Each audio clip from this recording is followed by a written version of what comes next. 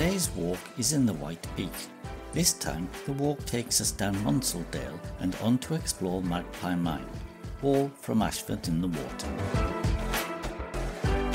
Welcome to the Gritstoneedge Walking Podcast.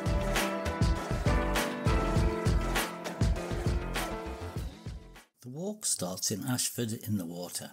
I parked in a small village car park by the football field. Costs £2 for the day via the honesty box. There is actually quite a bit of parking on street in the village. From the car park I walk out to the back of the car park and take the road on the right, and there is a footpath sign that says Monsal Head.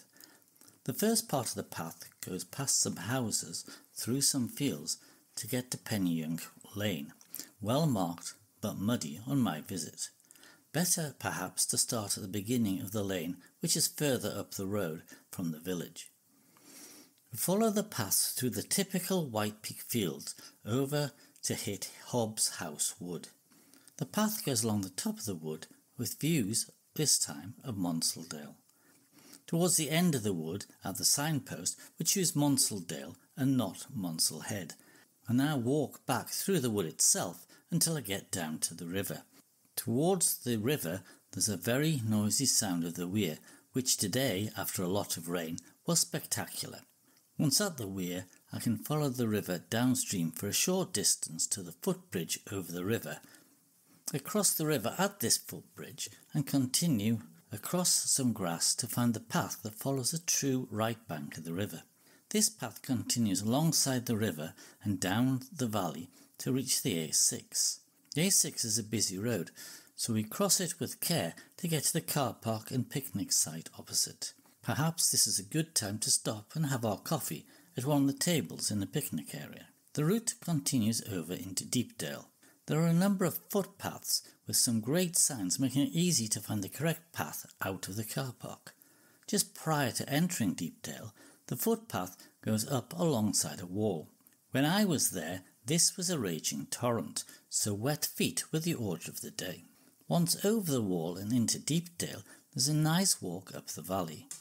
Quite soon you get out of the trees and you are walking up a grassy valley. At the end of Deepdale there's a wall, and once over the wall there's a footpath on the left pointing uphill to another wall. Once over this wall there's a path through the fields to the little village of Sheldon.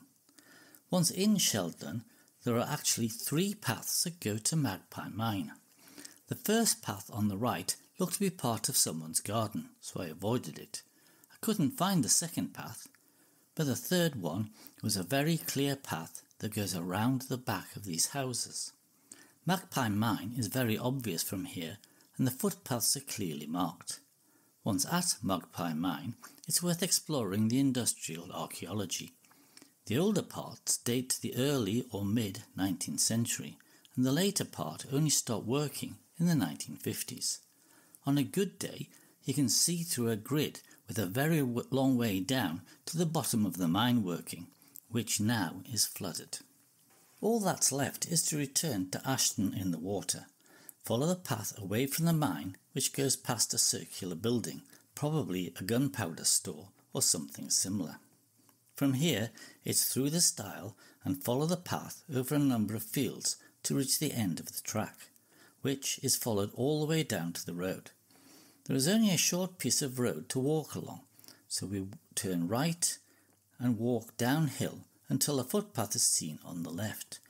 I run downhill on this footpath to reach the road again, crossing the road, and we walk along the minor road opposite, which has very little traffic on it. I walk along this road with the plantation on our left until we reach a footpath. This goes past the large mobile phone mast. I continue downhill past the mobile phone mast, past the house, and to the gate by the A6. Great views of Ashford and the surrounding areas can be seen on our way down. We need to cross the A6 again, over the road, then across the bridge opposite to reach the village. And all that's left after this interesting and to me novel walk is to return to the car.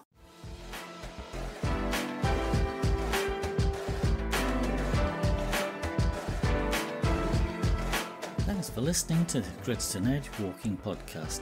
This has been a great walk through parts of the Peak District I've not actually been to before.